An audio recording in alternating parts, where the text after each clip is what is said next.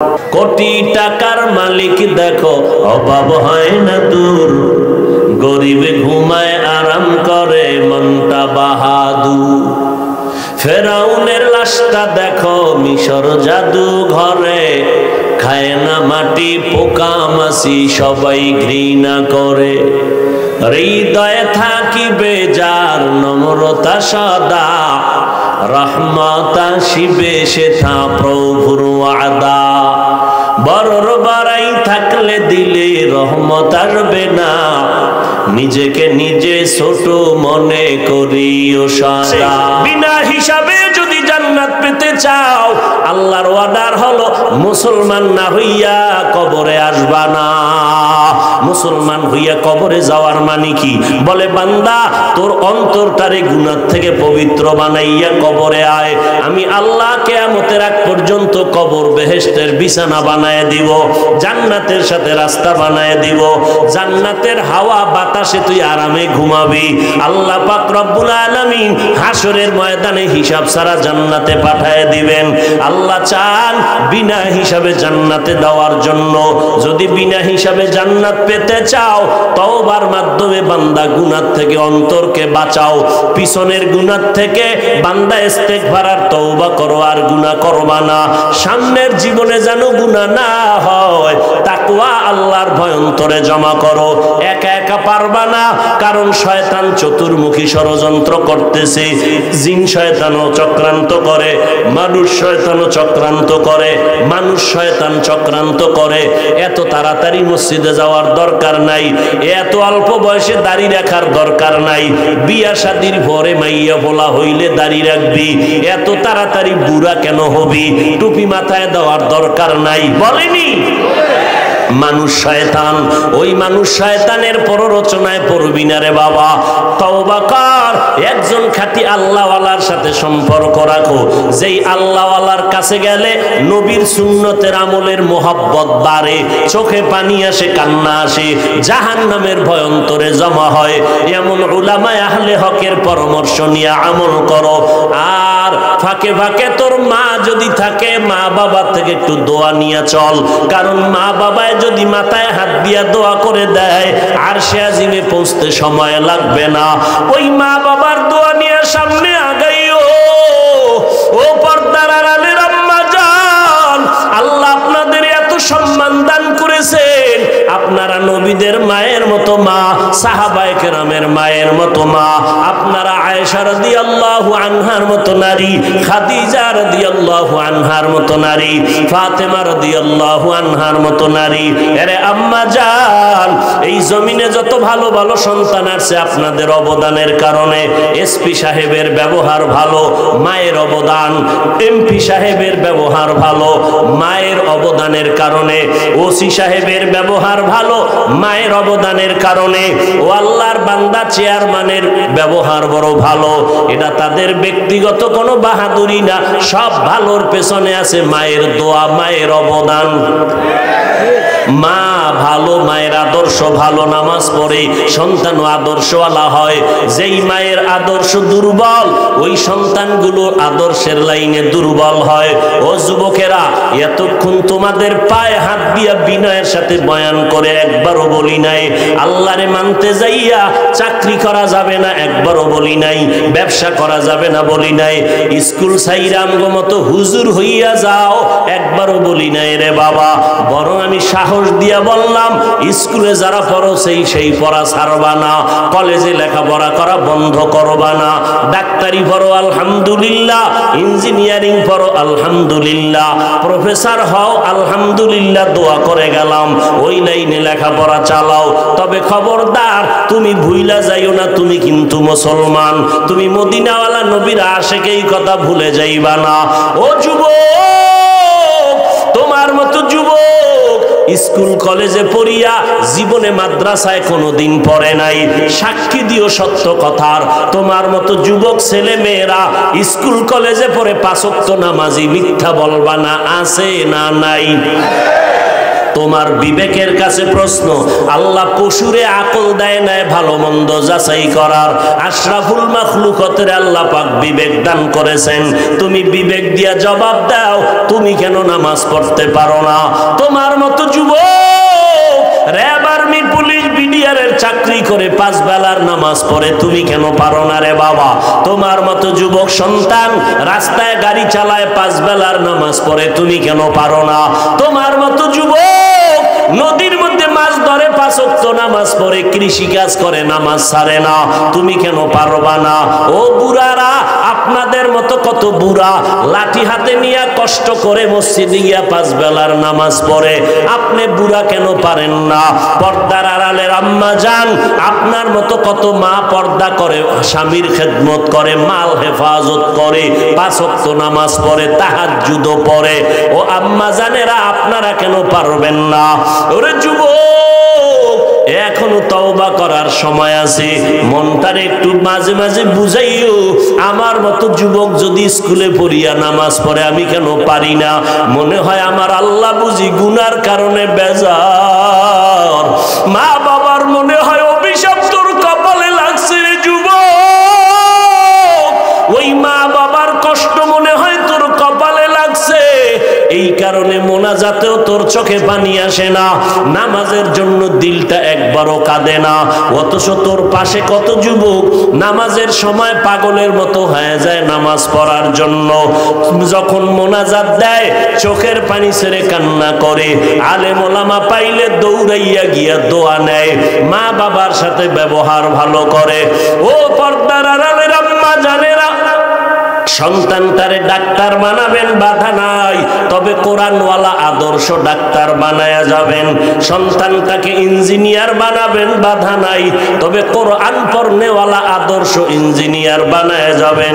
আপনার সন্তানের ব্যবহারে যেন কোনো উলামায়ে কেরাম কষ্ট না পায়, আপনার সন্তানের ব্যবহারে যেন মুরব্বীরা কষ্ট না পায়, আপনার সন্তানের আচরণে যেন মা বাবারা কষ্ট না পায়, সন্তানের আচরণে যেন বন্ধু বান্ধবেরা কষ্ট না পায়।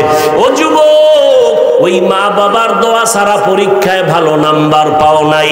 আল্লাহর জাতের কসম, ওই মা বাবার চোখের পানি আর দোয়ার কারণে আজকে চেয়ারে বসতে পেরেছি। ওই মা বাবার চোখের পানি আর দোয়ার কারণে তুমি টাকার মালিক, বাড়ি গাড়ির মালিক। আজকে ওই মা বাবাকে ভুলিয়া গেছো। এখনো যদি মা বাবা বেঁচে থাকে, যাও তাড়াতাড়ি মায়ের দোয়া নাও, কারণ মা যদি মাথায় হাত বুলাইয়া দেয়, দোয়া করে আর সে জিমে চলে যাবে। ওই মা বাবারই কষ্ট দিস না রে যুবক, ওই মায়ের চোখের পানি ফালাইস না রে যুবক। আমি তো বলি বাবা, মা বাবারে যারা কষ্ট দিবি, ওস্তাদের যে ছাত্ররা কষ্ট দিবি, আল্লাহর কসম একবার, আল্লাহর কসম 2 বার, আল্লাহর কসম 3 বার, মরার আগে তুই পঙ্গু হইয়া বিছানায় কান্না করে কষ্ট পাইয়া মরবি, পঙ্গু না হইয়া তোর মরণ হবে না। লিখে রাখ, যারা মা বাবার সাথে বেয়াদবি করবি, মরার আগে আল্লাহ তোরে পঙ্গু বানায় দিবে। এমন অ্যাক্সিডেন্ট করবি, রাস্তায় আর হাঁটার শক্তি তোর হবে না। যদি ওস্তাদ শিক্ষকের সাথে বেয়াদবি করো, রাস্তায় হাঁটবি, পা ভেঙে যাবে, অ্যাক্সিডেন্ট হয়ে যাবে। মরার আগে যদি পঙ্গু হইয়া বিছানায় কষ্ট পাইয়া মরতে চাও, তাহলে সন্তানেরা মা বাবারে কষ্ট দাও, ও ছাত্ররা শিক্ষকের সাথে বেয়াদবি করো। ও আল্লাহর বান্দারা, আর যদি কও না আমি পঙ্গু হইয়া কষ্ট পাইয়া মরতে চাই না, বেয়াদবি যদি করিয়াও থাকো, তাড়াতাড়ি মা বাবার কাছে গিয়ে ক্ষমা চাও। কয় কিছু গাদ্দার আছে, এরা ইচ্ছা করে জাহান্নামে যেতে চায়, কয় এত আমল লাগে না, এত সওয়াব দিয়া করব কি? সবাই যদি জান্নাতে যায়, জাহান্নামে যাবে কে? এই বেয়াদবের জন্য আল্লাহ কয় জাহান্নাম বানায় রাখছি। ও গাদ্দারও যখন যেতে চায়, একটু গিয়া মজাটা বুঝে আসুক। এরকম বেয়াদব আছে না? সব জান্নাতে গেলে জাহান্নামে যাইবে কে? আল্লাহ কয় তোর জন্যই জাহান্নাম। এরে নবীরা আশিক, আল্লাহ পাক রব্বুল আলামিন বলেন, এরে গোলাম, তওবা আল্লাহর দরজা খুলে রাখলাম। আমি চাই না কেউ জাহান্নামে যাবে, আমি চাই সবাই জান্নাতে যাবে। আমি কেমন চাওয়া চাই? হিসাব ছাড়া যেন সবাই বিনা হিসাবে জান্নাতে যায়। কারণ হিসাবের কাঠগড়ায় দাঁড়াইয়া কেউ যদি জান্নাতে যেতে চায়, জাহান্নামের শাস্তি ভোগ না করিয়া জান্নাতে যেতে পারবে না। এরে নবীর আশিক, বিনা হিসাবে যদি জান্নাত পেতে চাও, আল্লাহর ওয়াদার হলো মুসলমান না হইয়া কবরে আসবা না। মুসলমান হইয়া কবরে যাওয়ার মানে কি? বলে বান্দা, তোর অন্তরটারে গুনাহ থেকে পবিত্র বানাইয়া কবরে আয়। আমি আল্লাহ কিয়ামতের আগ পর্যন্ত কবর বেহেশতের বিছানা বানায় দিব, জান্নাতের সাথে রাস্তা বানায় দিব, জান্নাতের হাওয়া বাতাসে তুই আরামে ঘুমাবি। আল্লাহ পাক রব্বুল আলামিন হাসরের ময়দানে হিসাব ছাড়া জান্নাতে পাঠায় দিবেন। আল্লাহ চান বিনা হিসাবে জান্নাতে দেওয়ার জন্য। যদি বিনা হিসাবে জান্নাত পেতে চাও, তওবার মাধ্যমে বান্দা গুনাহ থেকে অন্তরকে বাঁচাও। পিছনের গুনাহ থেকে বান্দা ইস্তেগফার আর তওবা করো, আর গুনাহ করবা না। সামনের জীবনে যেন গুনাহ না হয়, তাকওয়া আল্লাহর ভয় অন্তরে জমা করো। একা একা পারবা না, কারণ শয়তান চতুর্মুখী ষড়যন্ত্র করতেছে। জিন শয়তানও চক্রান্ত করে, মানুষ শয়তানও চক্রান্ত করে, মানুষ শয়তান চক্রান্ত করে। এত তাড়াতাড়ি মসজিদে যাওয়ার দরকার নাই, এত অল্প বয়সে দাড়ি রাখার দরকার নাই। বিয়া শাদির পরে মাইয়া বলা হইলে দাড়ি রাখবি, এত তাড়াতাড়ি বুড়া কেন হবি? টুপি মাথায় দেওয়ার দরকার নাই। বলেনি আম্মা জানা মানুষ শয়তানের জন্য মাঝে মাঝে রাগ করেন। আমার সোনার বাংলায় তাকায় দেখলাম অনেক মা বাবা সন্তানের স্বার্থের টানে পড়ে হত্যা করেছে। আবার অনেক সন্তান স্বার্থের টানে মা বাবাকে হত্যা করেছে। একবার দুবার তিনবার অপরাধ করলে মা বাবা আর মোহাব্বতের নজরে তাকাতে চায় না। আমার আল্লাহ বলেন, আমার দেওয়া পানি, আমার দেওয়া বাতাস, আমার দেয়া সূর্যের আলো, চাঁদের আলো, জমিনের ফসল, গাছের ফল খাইলি, নদীর মাছ খাইলি, ওরে নিমক হারাম, একবারও আলহামদুলিল্লাহ বললি না, আমার হুকুম মতো নামাজ পড়লি না। ওলামায়ে কেরাম পায়ে ধরে ধরে দাওয়াত দেয়, নামাজ পড়ো, পর্দা করো, হালাল খাও, নবীর আদর্শের মালা গলায় লাগাও। এরপর নামাজ নাই, রোজা নাই, নবীর সুন্নতের খবর নাই। আমি আল্লাহ এত বেজার হইলাম না, রাগ করে পানিও বন্ধ করি নাই, বাতাস বন্ধ করি নাই। আমি আল্লাহ পাক সূর্যের আলো, চাঁদের আলো বন্ধ করে দেই নাই। আমি তোমাকে সম্মানের চেয়ার থেকে আমি নামায়া দেই নাই। আমার ফল, আমার ফসল সব আমি রাস্তা খুলে দিলাম, ভোগ কর। এরপর আমি আল্লাহ তোর উপরে বেজার না। রাতের গভীর যখন হয়, প্রতিদিনের শেষ রাত, আমি আল্লাহ প্রথম আসমানে আসিয়া সমস্ত গুনাহগারদের ডাকতে থাকি, আলা মিন মুস্তাগফিরিন ফাগফির আলা, এই গুনাহগারের দল তওবা কর, কান্না কর। এক সেকেন্ডের ভেতরে তোর 40-50 বছরের জীবনের গুনাহ আমি আল্লাহ তোরে মাফ করে তোর নামটা জান্নাতি খাতায় উঠায় দিব। আতিনা ফি দারে দুনিয়া না হাসান, আতিনা ফি দারে উকবা না হাসান, ইয়া গিয়াসাল মুস্তাগীসিন নাহদিনা লফতিখারা বিল উলুমে ওয়াল গিনা, হর গরিদে নেকো তু তৈয়ার হে, जो न मांगे उससे तू बेजार है। ভাইরা আমার, আল্লাহ তাআলা বলেন, দায়িত্বশীল তোমার দায়িত্ব পালনের অবহেলা হইল কিনা সাবধান। আল্লাহ বলেন, ইয়া আইয়ুহাল্লাযীনা আমানুত্তাকুল্লাহা হাক্কা তুকাতিহি ওয়া লা তামুতুন্না ইল্লা ওয়া আনতুম মুসলিমুন।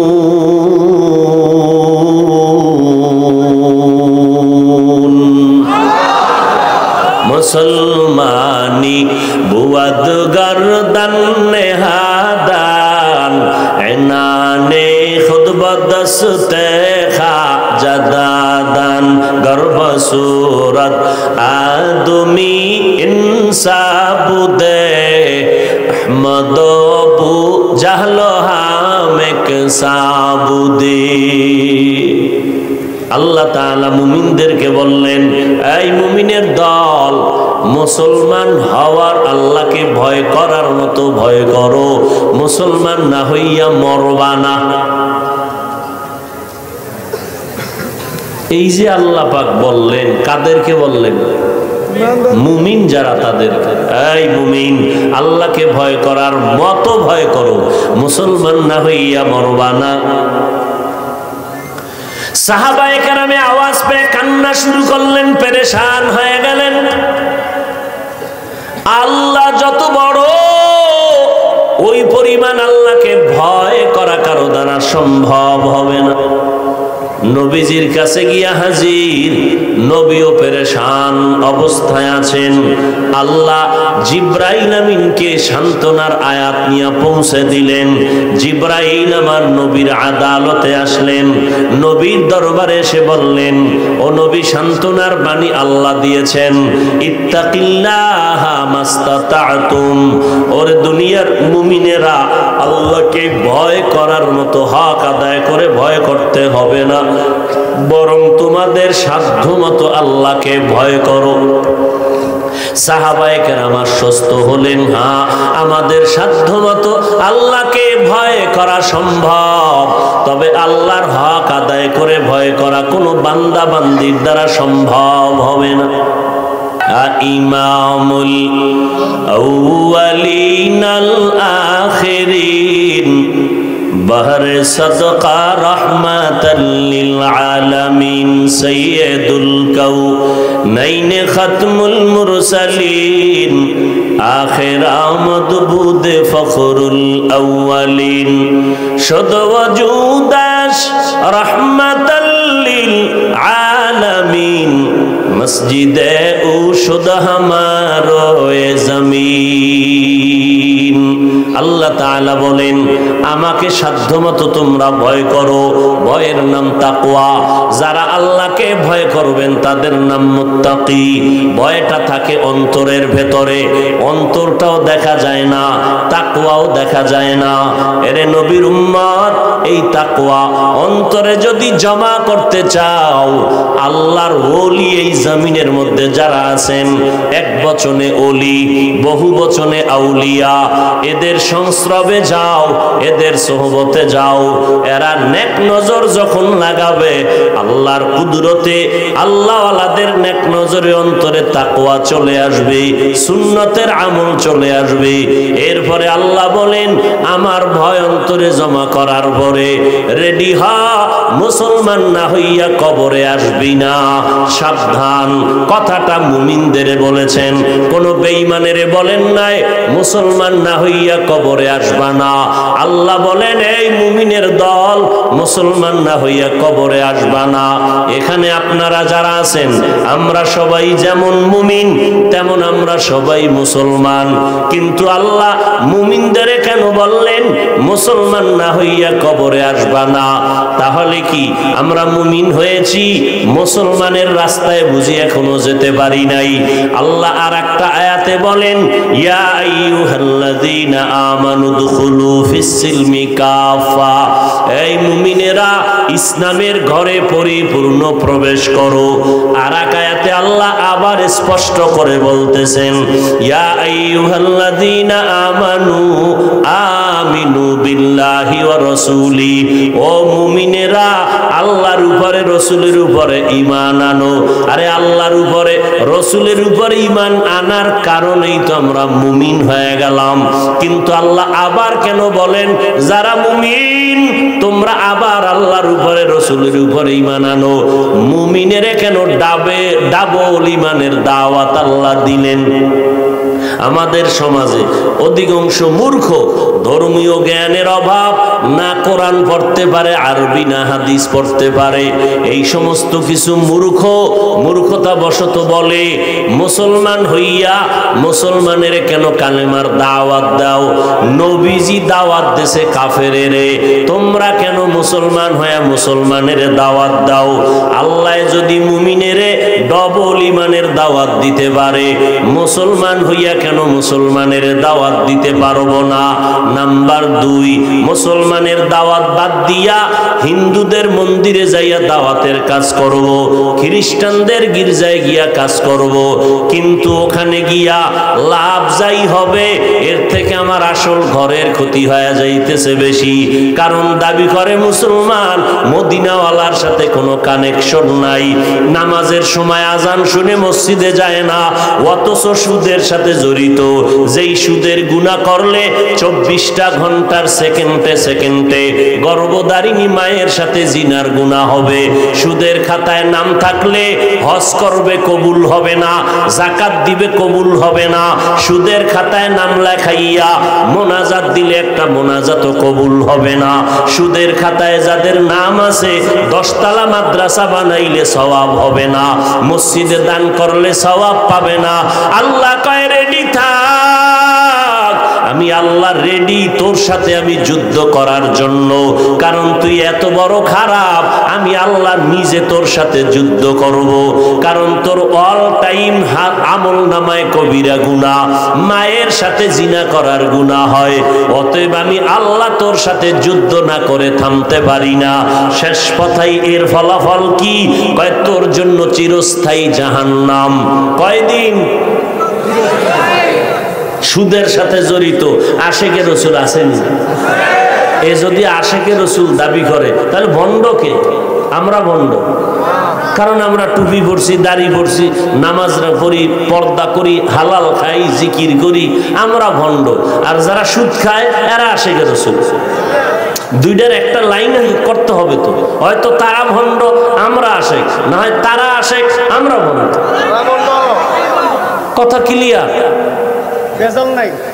আমরা টুপি মাথায় দিয়া কত গালি শুনতেছি, দাড়ির কারণে যৌবনের ভাব চলে যাইতেছে, লম্বা জামা পড়তেছি কষ্ট লাগতেছে, কত মানুষ কত কথা বলে, মাদ্রাসায় পড়তেছি সেখানেও কত মানুষ বাজে কথা বলে, শীতের দিন ফজরের নামাজ পড়তে ঠান্ডা পানি দিয়ে উজু করে কত কষ্ট, এরপরও আমরা আশেক হইতে পারবো না।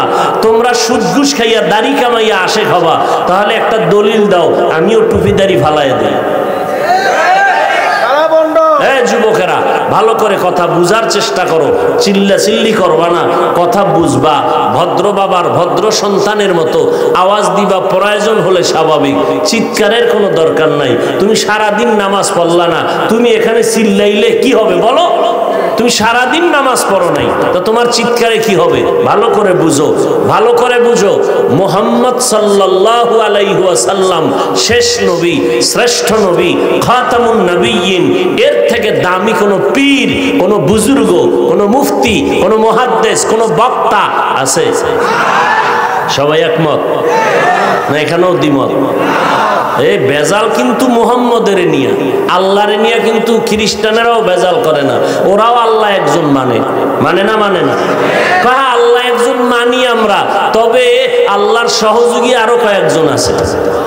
খ্রিস্টানেরাও আল্লাহ একজন, কথা কও, মানে ইহুদিরাও মানে, হিন্দুরাও জিজ্ঞাসা করবেন সৃষ্টিকর্তা আল্লাহ একজন আছে, মানুনি? হ্যাঁ মানি। বেজাল কিন্তু সব গোষ্ঠীর মুহাম্মদের নিয়ে। ইহুদি আল্লাহ মানে, মুহাম্মদ মানে না। ওরা কয় আমগো শ্রেষ্ঠ নবী, আমগো আসল ঠিকানা শান্তির দূত ঈসা নবী। ইহুদিরা কয় ওজায়ের নবী। এইরকম এক একজন এক এক লাইনে। মুহাম্মদের মানতে গেলেই বাঁকা। ইহুদিরাও কয় মুহাম্মদ মানি না, আল্লাহ মানি, ঠিক আছে। খ্রিস্টানেরা কয় মুহাম্মদ রে মানি না। আমগো হালাত কি? কি সাফার জোরে মানো?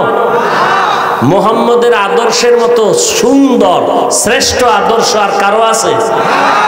থাকলে কোনো বাপের বেটা দাঁড়ায় বল, আমি মুহাম্মদের আদর্শ জবাই করে ফালাইয়া আমি তারটা গ্রহণ করব। যদি কেউ প্রমাণ করতে পারো মুহাম্মদেরটা বাদ দিয়া আরো সুন্দর আদর্শ আছে, আব্রাহাম লিঙ্কনের, লেনিনের আদর্শ, কালমার্সের আদর্শ, মাও সেতুংয়ের আদর্শ, প্রমাণ যদি দিতে পারো আমি মুহাম্মদেরটা বাদ দিব, পারবা? নাম্বার, এই থামেন, নাম্বার 2, মুহাম্মদের আদর্শের ভেতরে, এই যুবকের দিকে তাকা, মুহাম্মদ সাল্লাল্লাহু, দেখছেন নি নবীর নাম শুনে দরুদও পড়ে না। বাঙালি এমন বদভ্যাস, জেলাফি না পাইলে দরুদ পড়বে না।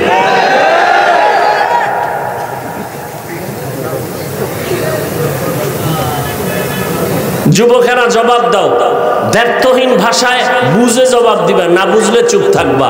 মুহাম্মদের আদর্শের ভিতরে চুল কাটার নিয়ম আছে? ভালো করে বলো। নখ কাটার নিয়ম আছে? তো মুহাম্মদের আদর্শে চুল না কাইটা বেঈমানের পা চাটা গোলামের মতো চুল কেটে ইন্দুর আর বান্দর হইলি কেন?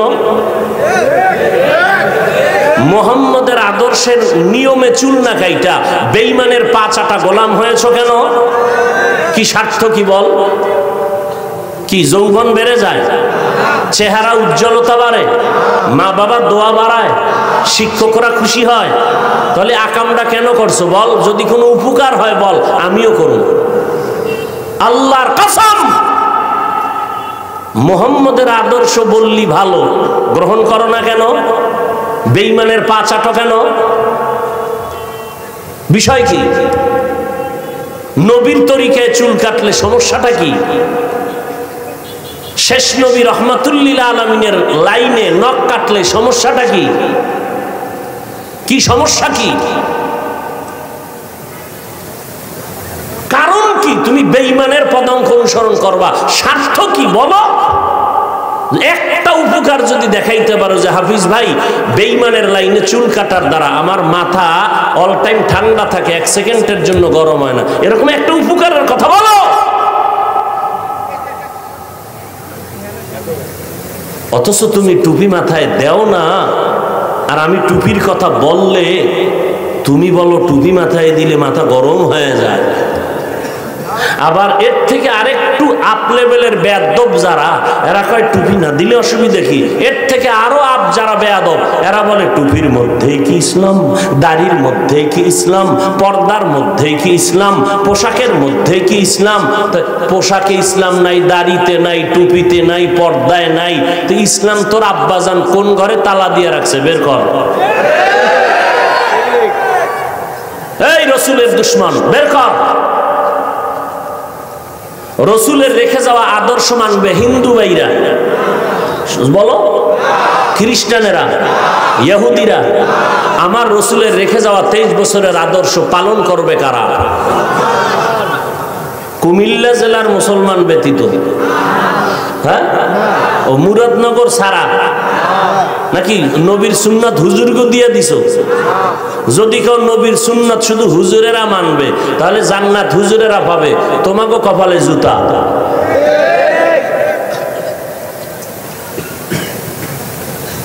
কি মনে করেছো আমার রসুল, যার চেহারা মোবারকের দিকে একটা দৃষ্টি দিলে 7 দিনের ক্ষুধা নিবারণ হয়ে যায়, সেই নবী যার শরীর মোবারকে মশা মাছি পড়া হারাম, তুমি কি মনে করেছো? যেই রসুল রাস্তা দিয়ে হাঁটতেছেন, সূর্যের গরম লেগে রসুলকে কষ্ট দিবে, মেঘের একটা খণ্ড রসুলের মাথা মোবারকে, যেখানে নবী যায় সেখানে মেঘের খণ্ড ছায়া দেয়, সূর্যের গরম যেন রসুলের শরীরে কষ্ট না লাগে। সেই শরীরের মধ্যে তায়েফের ময়দানে পাথর মারলো বেঈমানের বাচ্চারা, উহুদের ময়দানে দান শহীদ করলো তোমার দ্বীন ইসলামের জন্য। সেই রসুলের উম্মত দাবি করে তুমি দাড়ি কাটবা আর শাফাত করবে রসুল, আর দাবি করবা আশিকে রসুল। তোমার মতো ভণ্ড জমিনে কেউ হতে পারে না।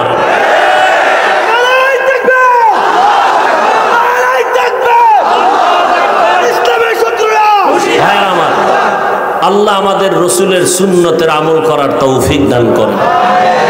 এটা আমার স্বার্থের জন্য বলছি, হ্যাঁ, আপনি মরে গেলে আপনার কবরে কোনো পীর যাবে, কোনো হুজুর যাবে? আপনার জবাব কিন্তু আপনাকেই দিতে হবে। আল্লাহ আমাদের হেদায়েত দান করুন। আপনাদের আল্লাহ আমার আল্লাহ দুইজন না এক? আমি যে নবী মানি, আপনারাও নবী কি এক না আলাদা?